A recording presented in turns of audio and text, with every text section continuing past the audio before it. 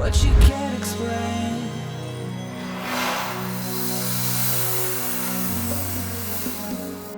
It's coming back again.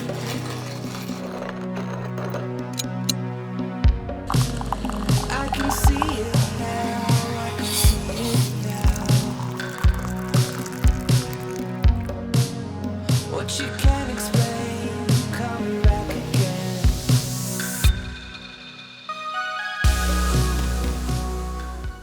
Hello everybody, welcome back to my channel and thank you for joining me for another coffee and crime time. The case we're going to talk about today is currently unfolding and it is truly unbelievable. It's like something out of a fictional novel or movie. On February 17th, 2025, the Waterbury, Connecticut Police Department received a call reporting a house fire. The fire department was dispatched to the address along with 2 police officers, and when they arrived, they encountered a confusing scene that turned horrifying as the truth about the situation unfolded. The homeowner, 56-year-old Kimberly Sullivan, was standing outside unharmed, and the fire department removed another person from the home, a 32-year-old man who they would come to find out was Sullivan's stepson. But that man's condition was not good. And it wasn't because of the fire. This 32-year-old man who stood at 5 foot 8 inches weighed only 68 pounds. Officer Inzatari of the Waterbury Police observed that the man was, quote, extremely emaciated. His hair was matted and unkempt. He was very dirty, and his teeth all appeared to be rotten, end quote. This man would tell law enforcement that he'd been held captive in an 8 by 9 foot room for over 2 decades since he was 11 years old. And during that time, he had been deprived of adequate nutrition, and he had received no medical or dental care. This man would tell police, quote, under pain of death, no one was to see me. I have been kept a secret my entire life, end quote. It's crazy. There's a lot to talk about today. But before we get started, let's have a word from the sponsor of today's video, Saley. Okay, tell me if this has ever happened to you. You land in a new country, your phone is desperately searching for signal, and now you're stuck in airport limbo, trying to connect to Wi-Fi, dodging overpriced roaming fees, or hunting down a local SIM card from a kiosk or a shady alley that may or may not be legit. Fun times, right? Well, let me save you from ever dealing with that again, because today's video is sponsored by Saley, the eSIM app that makes staying connected while traveling ridiculously easy. Saley lets you skip the SIM card struggle. No lines, no shady kiosks, no oops, I forgot to activate international roaming panic. Just download the Saley app, pick a super affordable data plan, and boom, you've got internet before you even leave the airport. And the best part, once you install the eSIM, you're set. No need to swap SIMs for every country, and no more shocking, why is my phone bill a car payment roaming charges? It's ridiculously easy. Let me show you. Download the Saley app. It's available on Android or iOS devices. Pick a plan. They've got global and regional options, so you're covered almost anywhere. And then use my exclusive code, stephanieharlowe, at checkout to get 15% off. Saley has chat support available 24/7, and if your device isn't compatible with an eSIM, you'll get a full refund, no questions asked. So do yourself a favor, skip the stress and stay connected from the second you land. Download the Saley app and use code stephanieharlowe. You can also scan the QR code on the screen or click the link in the description box to grab your Saley eSIM today. Trust me, future you is going to thank you when you're booking an Uber instead of begging in airport Starbucks for Wi-Fi. Personally, I'm about to head out to Toronto next month to visit a friend who's going to be in the hospital, and this is going to come in clutch because even though Toronto is close to where I am in upstate New York, I know time and time again, every time I go to Canada, it's always that issue of driving into Canada and suddenly my GPS isn't working. I don't have, access to maps or directions. I can't Google anything. I have to find Wi-Fi. It's such a pain.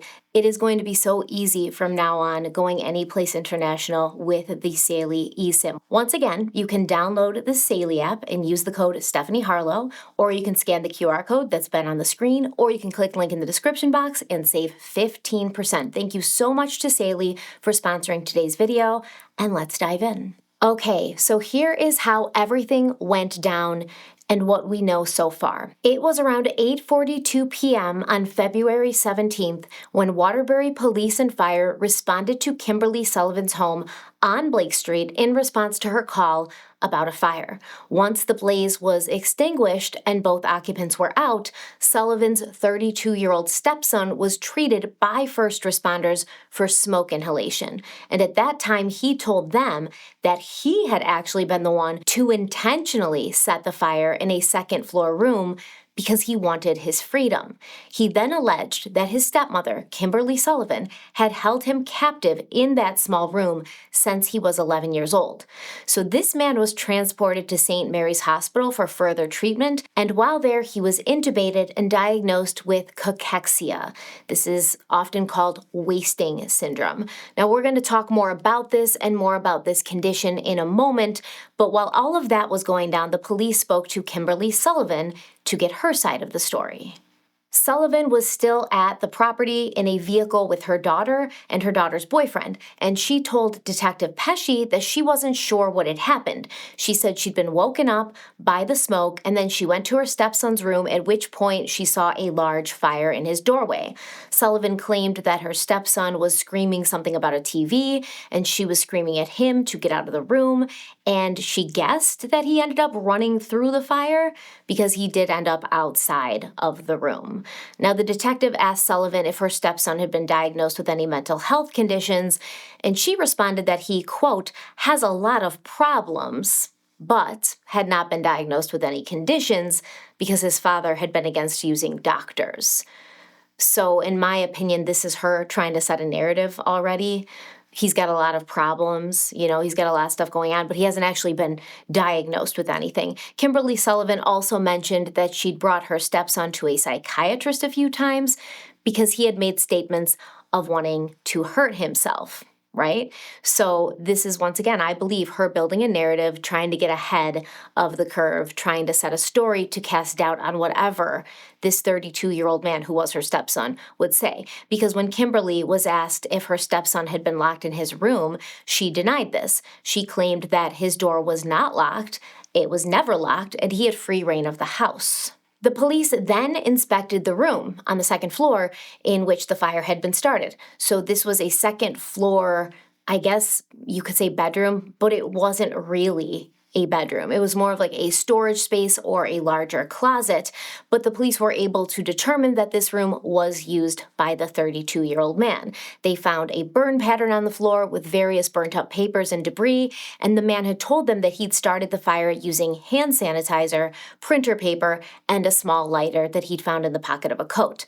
The fire department had actually removed the door to the room while trying to extinguish the blaze. This is pretty common practice, but Detective Pesci of the Waterbury Police noticed that there was a slide lock on the outside of the door frame, which could be used to secure a closed door from the outside. He also noticed that the removed door had a latch that appeared to line up with the location of the slide lock on the door frame.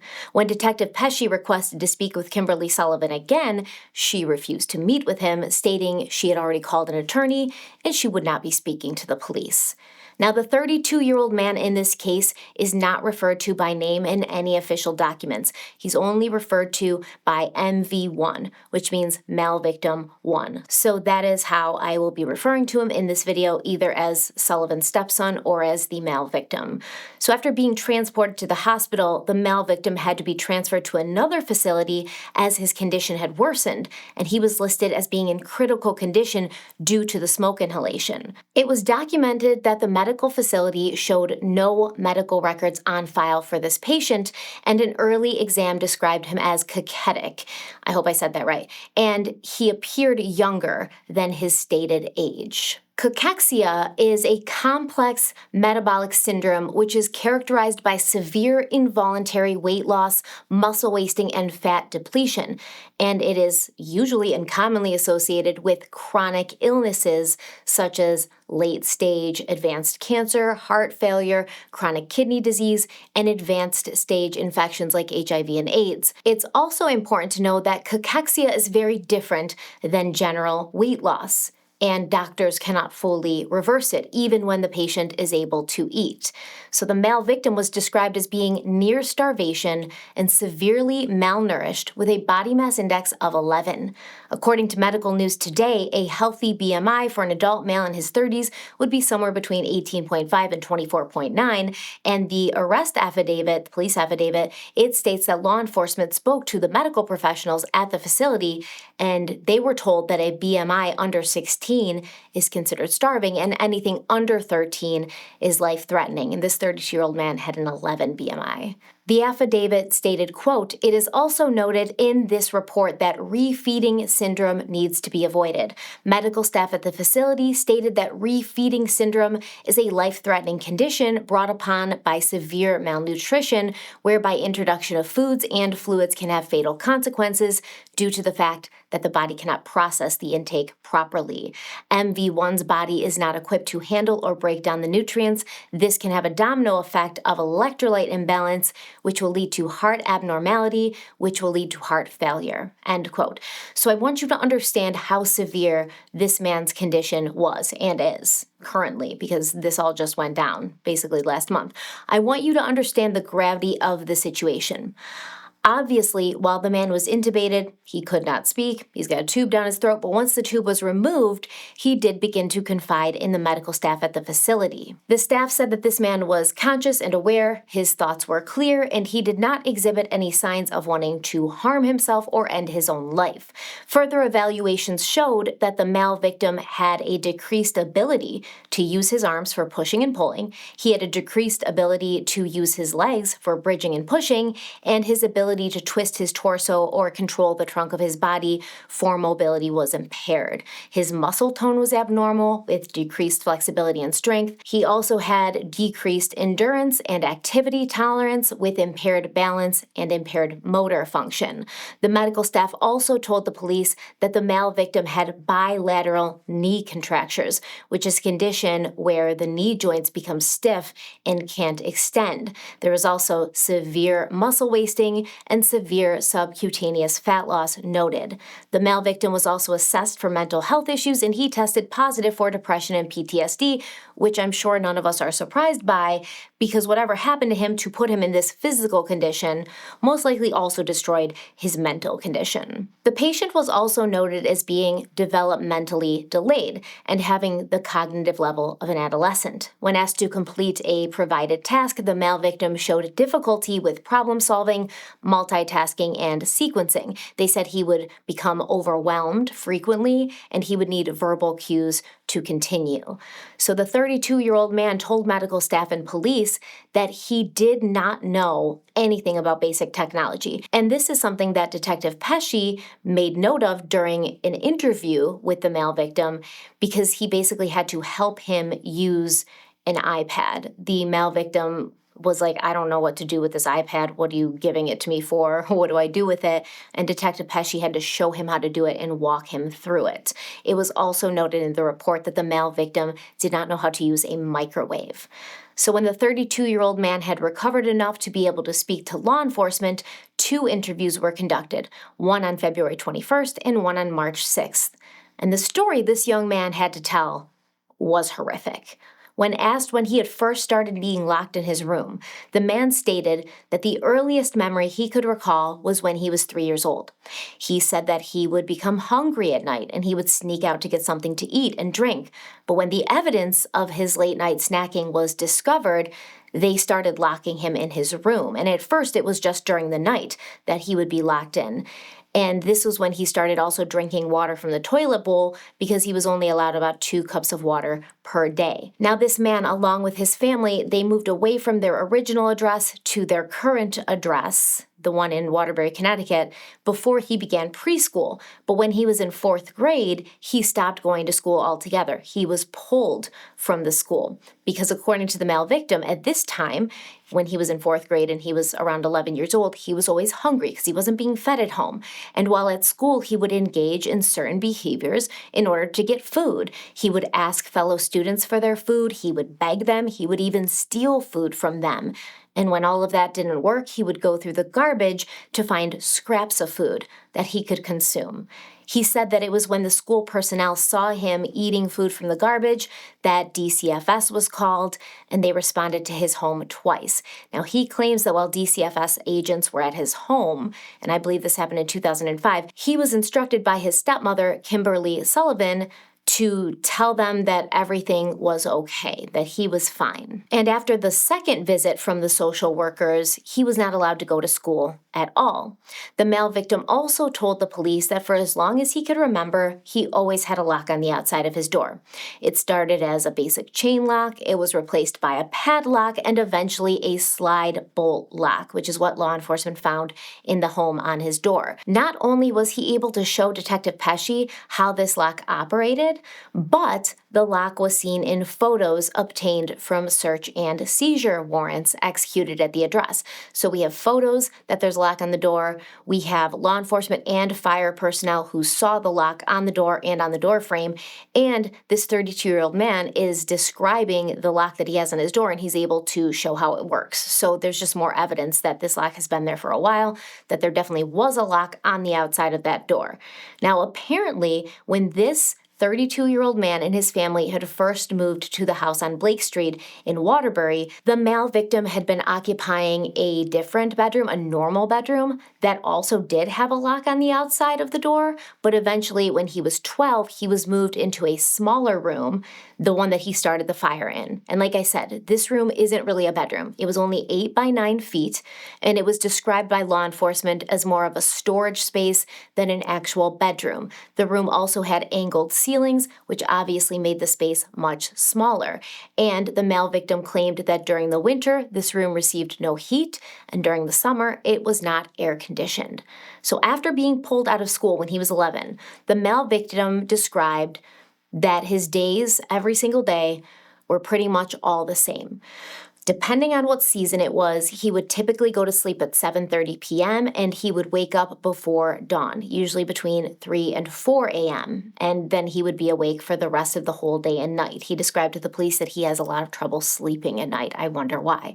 So for a limited time during the day, this young man would be let out of his room, usually starting at around 8 a.m. when his stepmother got up, but he was only let out to perform his daily chores, which usually consisted of cleaning the house or his stepmother's vehicle, or basically doing whatever she told him to.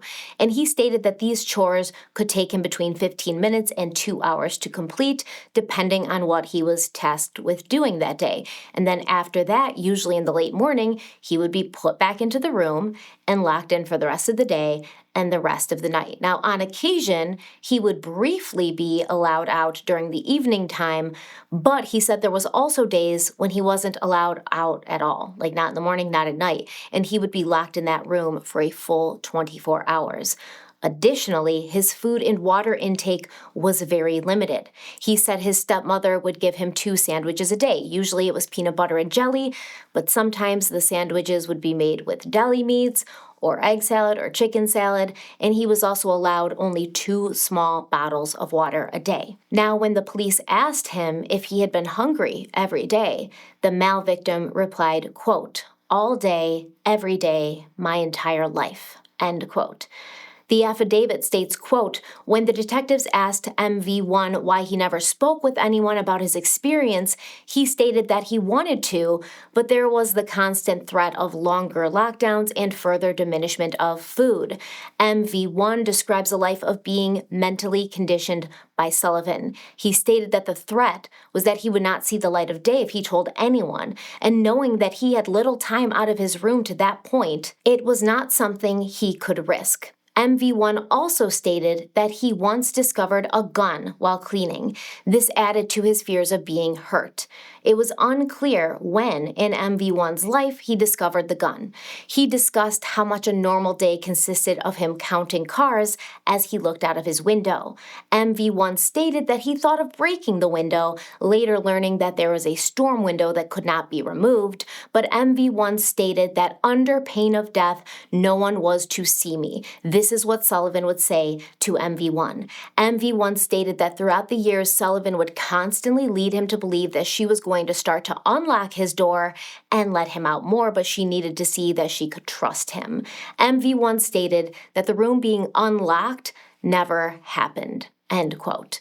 So this man, who was a kid once, he grew up trapped in a tiny room. He was not allowed to have friends, and he said the only time he had been allowed to have fun was at Halloween, and the last time he could remember trick-or-treating was when he was 12, and after that, it stopped. And ironically, he dressed as a fireman for Halloween that year.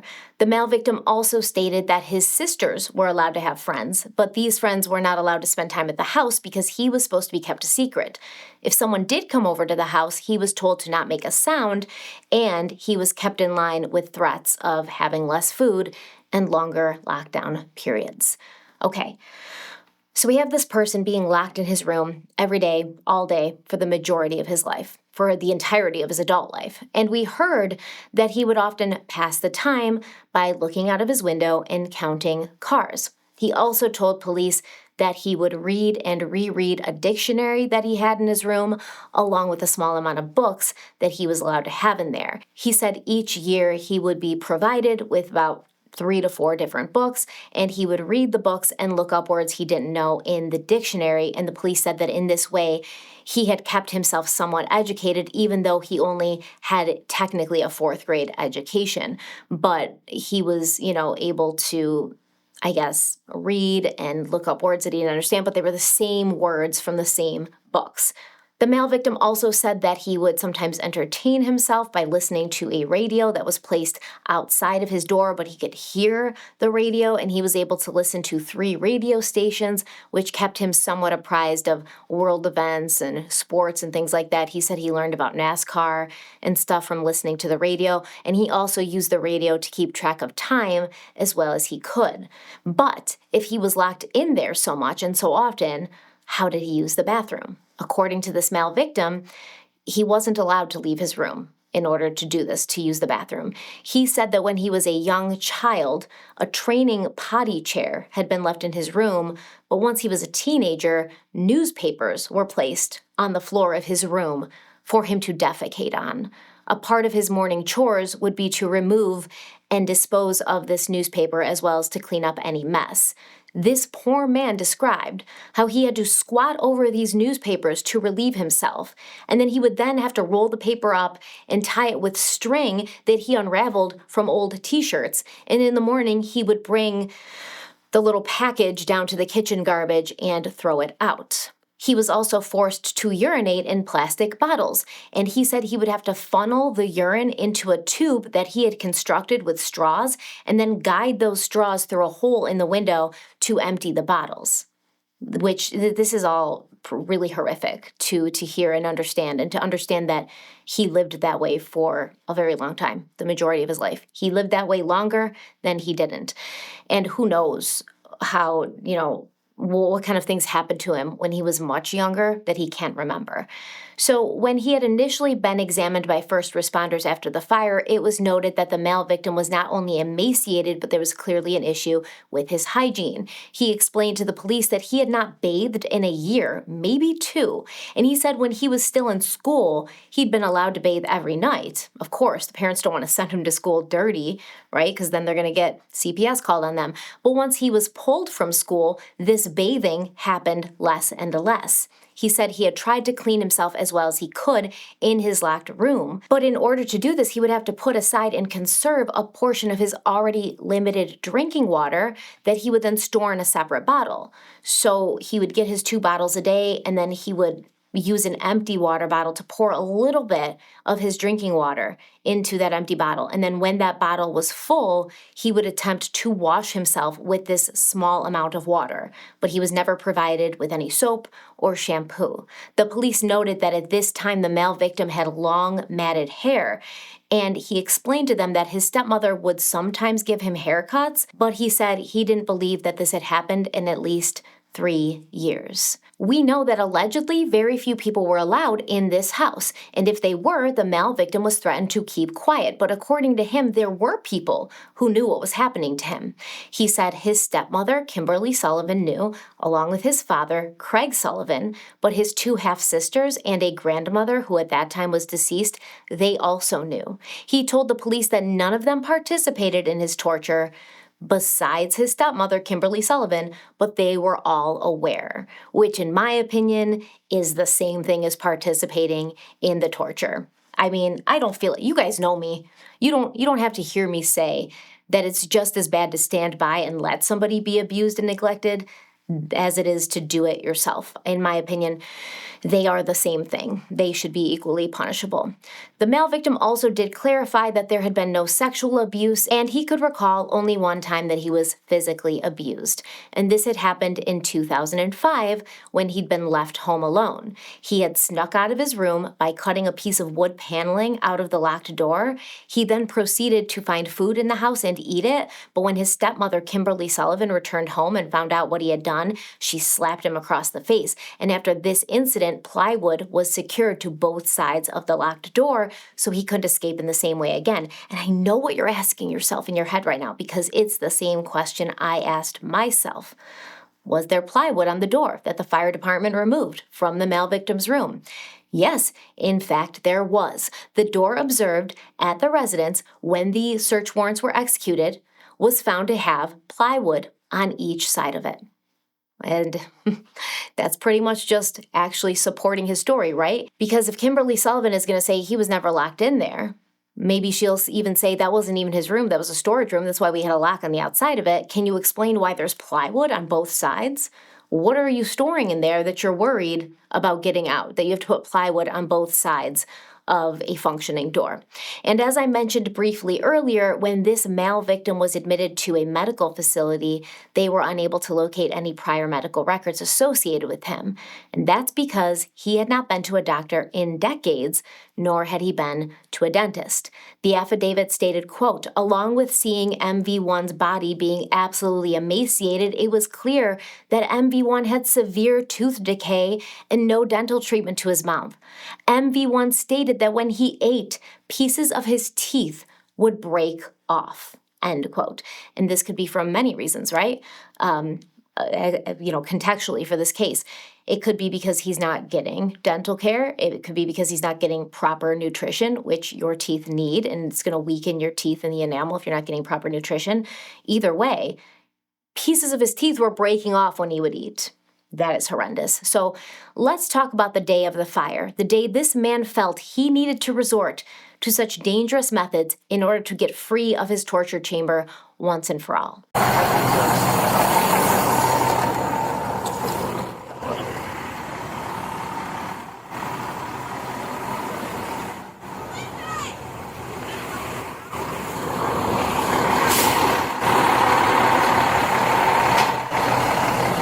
Over here, go down the road. Come on, come down, come down. Come on, down. Who else is in the house? Who else is in here? Do you live My here? stepson is in here. How many other help people? him out. Listen, That's you it. have to I go have 2 cats. Everybody's out, Yes. but your stepson's still inside. Yeah, he's right here. Okay, Yes. come out, come down the road. Come on, come on. It's not safe to stay here. Come on. It's All not right, safe here he to is. stay All here. right, my dog is Come on. shaking. I know. Come down here. That's true. 87 code 33 victim. Fire victim. Okay. Come on. My 80 dog seconds is. right here. I Come know on. my dog. I know. Come on. I'm coming. You're seeing it. Got one victim right here.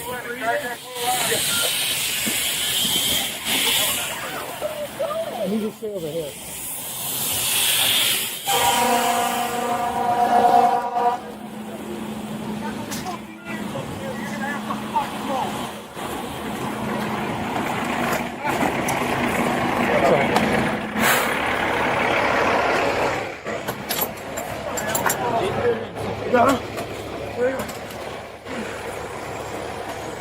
He described February 17th, 25 as being a normal day, a day like all the others. He was allowed out of his room in the morning to do his chores. He cleaned his stepmother's car. He was given his 2 sandwiches, and then he was sent back to his locked room.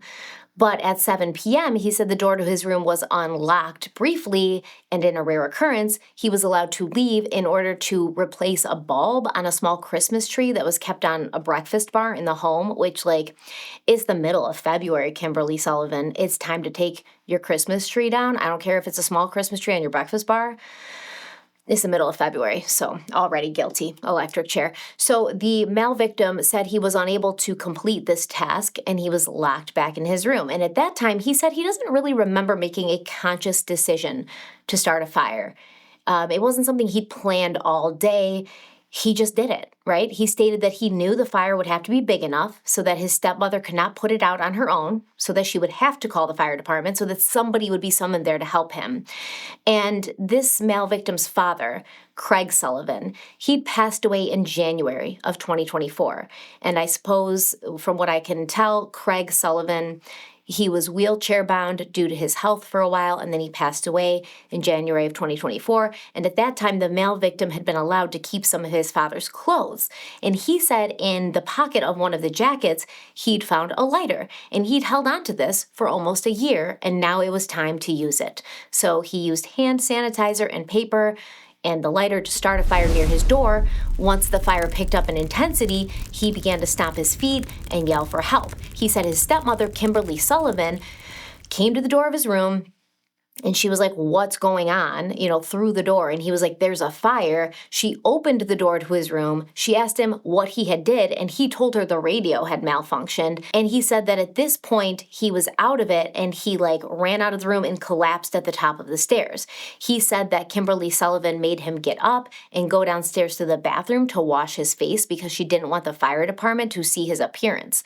Now, when the fire department arrived, he said that his sister, Kimberly Sullivan's daughter, and the sister's boyfriend had also arrived, and he knew this because he could hear Sullivan yelling at them to get a screwdriver so they could get the lock off his door, right? They don't want the fire department and the police to get there and see the lock on his door because it will support his story that he is, without fail, going to tell people. So at this point, the fire is kind of, blazing out of control, as fires do, and they can't get the lock off the door. His stepmother, Kimberly Sullivan, yelled at him to get up. She's like, "We got to get out of the house. You got to get out of the house."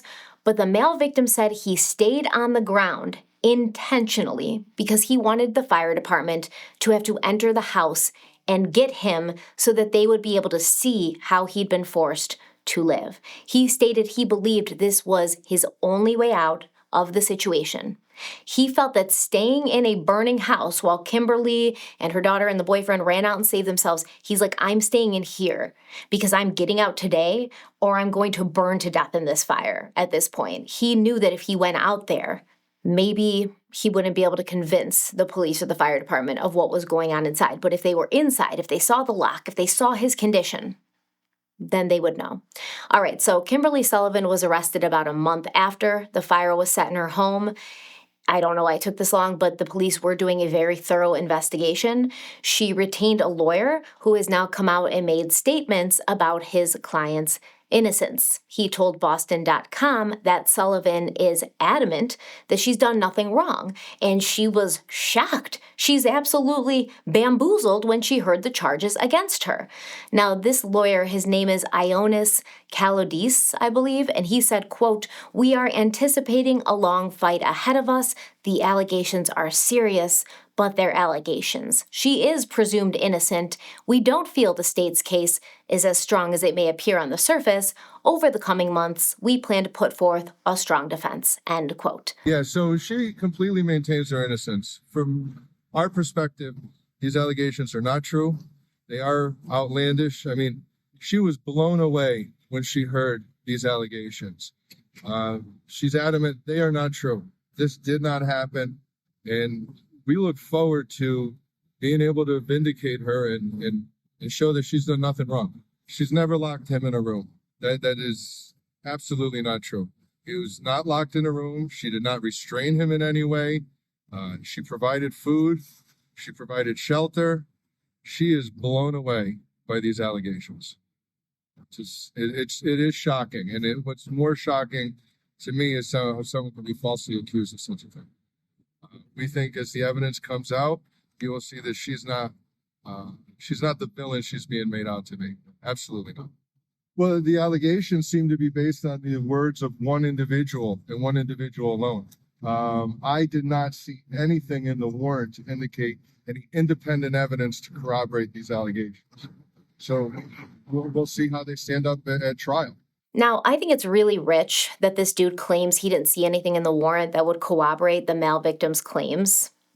Like, that's ridiculous, right? And you know how I feel about defense lawyers. I know they're necessary, but when somebody is this much of a clear dirtbag, as Kimberly Sullivan is, in my opinion, when somebody is clearly as guilty as this woman is, because of everything that we know, it makes me hate the people that defend them, right? So I think it's funny that he said, I don't see anything in the warrants that support this victim's claims. The police literally wrote that they saw the door with the lock on it. And when the male victim told the story about how he had escaped once by cutting a hole in the wood of the door, and then plywood was put on both sides of the door to prevent that from happening in the future, and then the police went into the house and saw there was plywood on both sides of the door, just as he had said, that does seem like evidence, okay? And honestly, the most glaring physical evidence is the state of the male victim himself. He was 68 pounds at 5'8" in the age of 32 years old. Did Kimberly Sullivan not notice that the only other person who lived in her house was literally wasting away? Were there not concerns for his health and well-being? What the hell is she talking about? There's no evidence to support his claims. Did he starve himself for years and years to play the long game to eventually accuse his evil stepmother of something that she was completely innocent of? The lawyer for Kimberly Sullivan has also made statements that his client was not the one who made the choices about how her stepson was raised. He said it was the stepson's father and her late husband, Craig Sullivan, who they claim was the one completely in control. Now, when asked about the fact that the male victim had not showered in years and that he showed signs of advanced tooth decay, the lawyer, Kalidas, said, quote, "My client encouraged him to bathe, but she's not going to force a 32-year-old man to take care of himself," end quote. This is such bullshit. I can't even stand it. This kid has not been out of the house. He's not a kid. He's 32. He has not been out of the house since he's 11, okay? He doesn't have a job. He doesn't have a girlfriend. He doesn't have friends. So you're telling me that your 32-year-old stepson lived with you, refused to bathe for years, wouldn't brush his teeth, didn't want to leave the house, didn't want to get a job to help you with the bills, and you were perfectly fine with that? You were like, just go in your little room and stay in there, okay? And I can't force you to bathe yourself. Come on, man. Come on. So Kimberly Sullivan's lawyer also said that the male victim was never locked in his room and he would leave the home daily while completing chores such as taking out the garbage, meaning he would leave the house, like go outside the house. And the lawyer, Kalidas, said, quote, "He could have just walked away then if he wanted to leave. Ultimately, it was the father which dictated the manner in which his son was raised. And my client was only carrying out his orders," end quote. Well, that's a bad take. I'm not sure that this lawyer is helping Kimberly Sullivan's case. That was probably the wrong word combination to use because I remember this defense being used in some other well-known legal proceedings known as the Nuremberg trials. Okay, remember the Nazis said they couldn't be held responsible for their horrific crimes against humanity because they were just following orders? The commandant at Auschwitz, Rudolf Hose, said, quote, "Don't you see? We SS men were not supposed to think about these things. It never even occurred to us. We were all so trained to obey orders without even thinking that the thought of disobeying an order would simply never have occurred to anybody. And somebody else would have done just as well if I hadn't. I really never gave much thought to whether it was wrong. It just seemed a necessity," end quote. I don't believe that. I don't believe that. I know what a human brain does. A human brain knows the difference between right and wrong. A human brain has the ability to autonomously think for itself. The judges at Nuremberg did not find this to be a plausible defense, and I don't find it to be one for Kimberly Sullivan now. That is, if I even believed that what she and her lawyer are claiming was the truth, which I don't. I don't believe that Craig Sullivan the male victim's father, was just giving all these orders and she was just going along with it, right? And in fact, the male victim himself says that when his father was alive, his treatment was still bad, but not as bad. The male victim said that when his father was alive, he was allowed out of his room for longer periods on the weekends. And when his stepmother and sisters were out of the house for like, an event or something, his father would even let him come out of the room and watch television with him. The male victim stated that there were also times when his father would let him go outside so they could do yard work together. And when he was 14 or 15, his father had even brought him out of the house, like in his car with him, to dump some yard waste. So this was the last time the male victim physically left the residence. And the affidavit states, quote, when discussing his father dying, he stated that his captivity and restraint got even worse. MV1 stated that it got to a point where the only time he would ever be out of the house once his father died was to let the family dog out in the back of the property, stating that it was only about 1 minute a day, end quote. Now, obviously, I'm not saying that Craig Sullivan was a model parent or that he was somehow good compared to Kimberly Sullivan. Obviously not. They both suck, right? They both knew what was happening. They both took part in it. You letting your son out to watch TV with you when your wife is gone doesn't make you better. It makes you weak and stupid, and you're treating your child like a pet, and I'm disgusted. I'm only saying that it makes sense they were both actively participating in the horrible treatment of this male victim, right? Kimberly Sullivan does not get a pass because her husband is dead and she can push everything off on him and act like she had no choice but to follow his orders, especially when the treatment continued after Craig Sullivan died. Where's your reasoning for that, right? Well, Kimberly Sullivan's like, no, this treatment didn't continue, right? She's saying two separate things through her lawyer. She's saying, no, my stepson was not locked in the house. He had free reign of the house. He could do whatever he wanted. But then her lawyer's also saying, hey, she didn't choose how this kid was raised or what happened to him. The father did. She was just following orders. So which is it? Which is it, Kimberly Sullivan? And Kimberly Sullivan's lawyer wants us to reserve our judgment and be fair, saying, quote, this is just one side of the story, and people should not rush to judgment. These allegations are horrific, but there are two sides to every story, and my client plans to defend herself against these allegations, end quote. I mean, I guess she could try to defend herself, but what defense is there really? The man set a fire in his locked room in order to escape her. He has detailed decades of abuse and torture, and his side of the story is actually backed up by others. Because law enforcement spoke to Kurt Sullivan, uncle to the male victim, and he confirmed that he had not seen his nephew since 2004 or 2005. Kurt said, he remembered going to their house, the male victim's house, and Craig Sullivan's house, and Kimberly Sullivan's house for Christmas Eve a few years in a row, but then the family, his brother and Kimberly, pushed him, Kurt, and his wife away. And so they kind of lost contact. They kind of weren't close anymore. Kurt also remembered asking why his nephew was always so skinny and meek and mild-mannered. And he had tried to ask his nephew questions and kind of probe and see what was going on. But Kurt says that Kimberly Sullivan always interfered. Not Craig Sullivan, Kimberly Sullivan. Now, over the years, Kurt tried to reach out and check on his nephew, but he never got any response back. And 10 years prior to this, he had actually spoken to a PI. And he told the PI, listen, I haven't seen my nephew. I don't know if he's alive. I know that he wasn't getting the best treatment, and now I don't know what's happening, right? And this PI suggested that Kurt go to the vital records department and check for a death certificate. Basically, your nephew could have died. That was how little anybody saw him and knew what was happening to him and where he was. And when Kurt Sullivan visited his nephew in the hospital, he said he was shocked. He said, quote, he looked like a Holocaust survivor, end quote. We also have the school that the male victim was taken out of when he was 11. Police were able to locate 2 reports on file from April 1st of 2005 and April 18th of 2005, and these reports stated that the police had been called in regards to the well-being of the male victim. DCF had been sent to check on the male victim, and the staff at the school he was attending had been in contact with different agencies because they were worried about him. What it looks like happens is the school called the police, and the police called the Department of Children and Family Services, and then DCF went to the house. Now, the second time, it looks like what happened is the school called the police, and they called DCF again 2 times. And then the Sullivans, so Kimberly Sullivan and Craig Sullivan maybe, then called the police and reported that the school was harassing them for calling DCSF about the condition of their son. So yeah, they were definitely, not trying to cooperate with the school. They definitely were not trying to cooperate with the social workers, the authorities. And in fact, after that second call, they did pull their son, the male victim, out of school and probably used the excuse as to like, oh, we don't like how the school's treating us, like you're harassing us, et cetera, et cetera.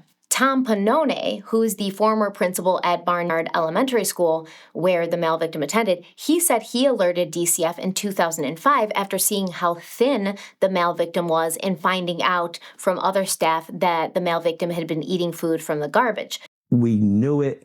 We reported it. Not a damn thing was done. That's the tragedy of the whole thing. Everyone really was concerned with this child since he was 5 years old. You knew something was wrong. It was grossly wrong. Pannone also said that he was even more worried when the boy was just pulled from school, and he even personally went to the Sullivan house himself and knocked on the door to try and get some answers, but obviously that didn't, go over well. So it seems that Connecticut has a very loosey-goosey system when it comes to removing children from school if the parents and guardians claim that they're going to be homeschooled.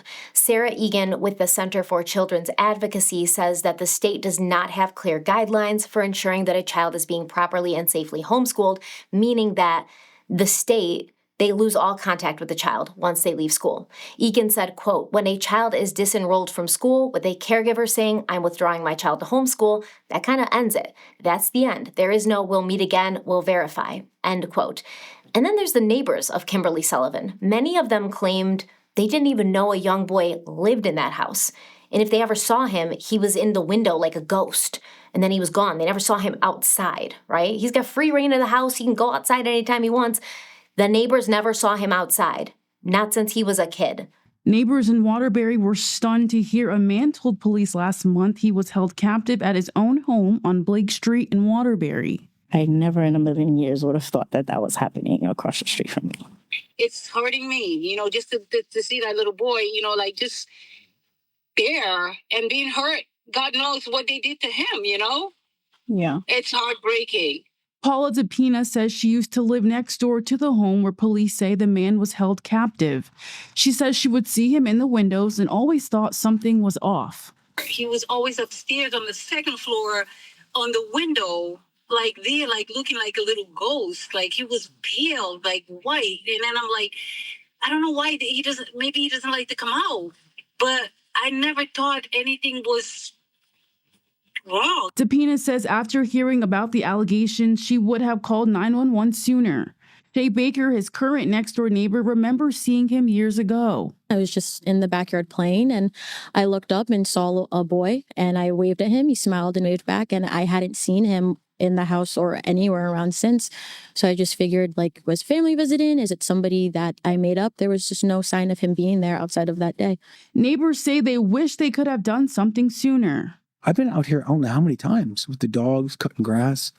If he would have just tapped on the window and said, help me, I could have helped him. Kimberly Sullivan was arrested on March 12th. She was held on a $300,000 bond until her appearance in state superior court, at which time the judge allowed her to be released on bail without electronic monitoring, without home confinement. She's pretty much able to go and roam and do whatever she wants. Maybe she's watching this video. What up, Kim?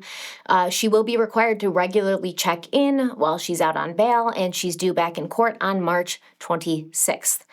As for Kimberly Sullivan's stepson, well, it's going to be a very long and painful road ahead of him. Paul Praneski, the mayor of Waterbury, said, quote, it's truly horrifying and beyond comprehension what occurred here. The young man's unimaginable suffering over the course of 2 decades is just a reminder of the darkness that does exist in our world, end quote.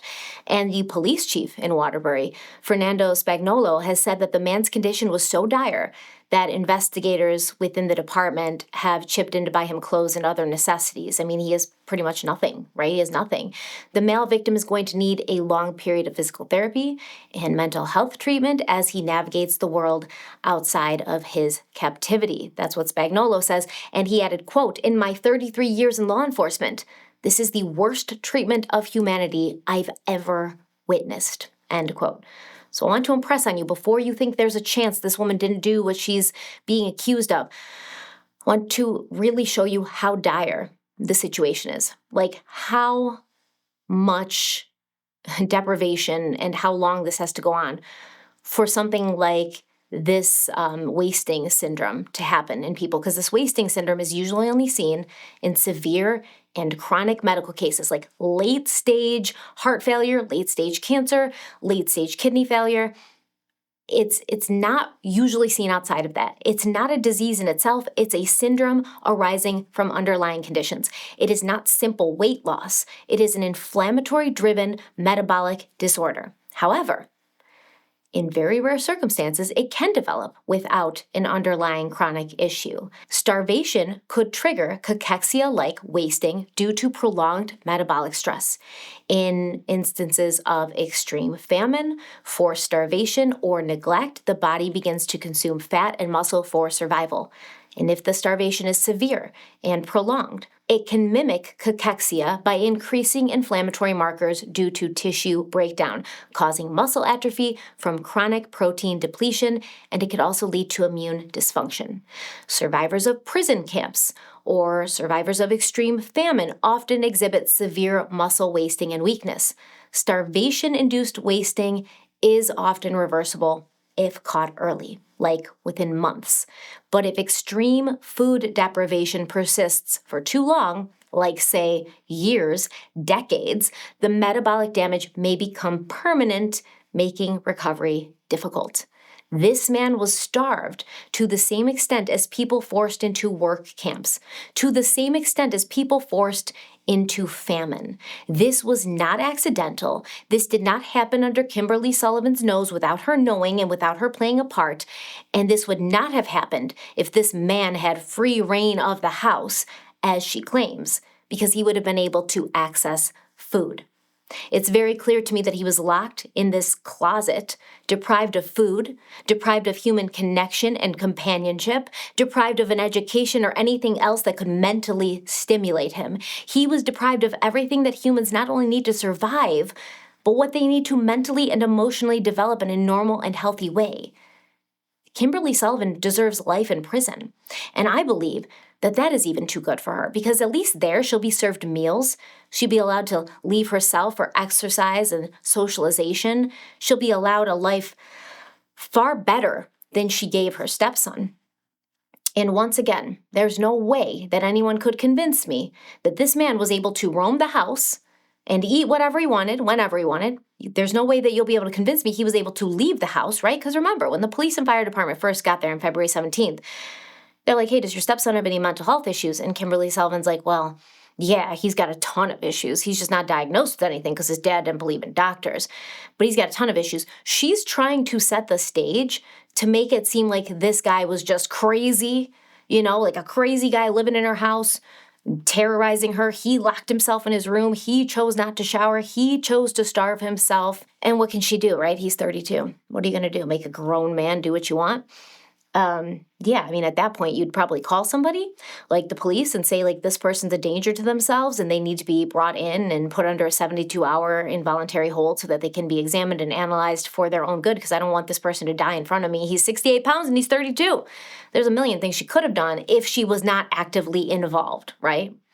And the fact that neighbors didn't see him, his own family didn't see him, it further solidifies that he was kept a prisoner. Because if he was hungry, he could have left. He could have left the house and maybe even done what he did when he was in school, gone through the garbage or, begged neighbors for food, something like that.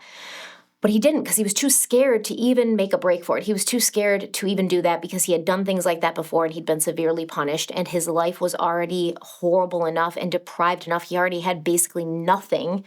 He didn't want what little luxuries he had, which was to be able to listen to a radio through a door or to read the same damn book, that you've read 7,500 times. He didn't want those taken from him as well. He didn't want his 2 sandwiches and 2 water bottles a day taken from him. So that's my opinion. Kimberly Sullivan, guilty as sin, if you ask me. Obviously, she still has to go to trial and, she's going to defend herself to the best of her abilities, and she was only following orders, but actually nothing did happen, so what was she following orders for? We don't know. I can't wait to see what Kimberly Sullivan and her lawyer come up with for, a defense. Like, what are they possibly going to say? What are they possibly going to say? I can't wait. Let me know what you think about this in the comment section, because I am very, very much looking forward to having discussions about this case with you guys there. But that's all I have so far. We will do an update when we know more, for sure. Trust me, I will be following this case.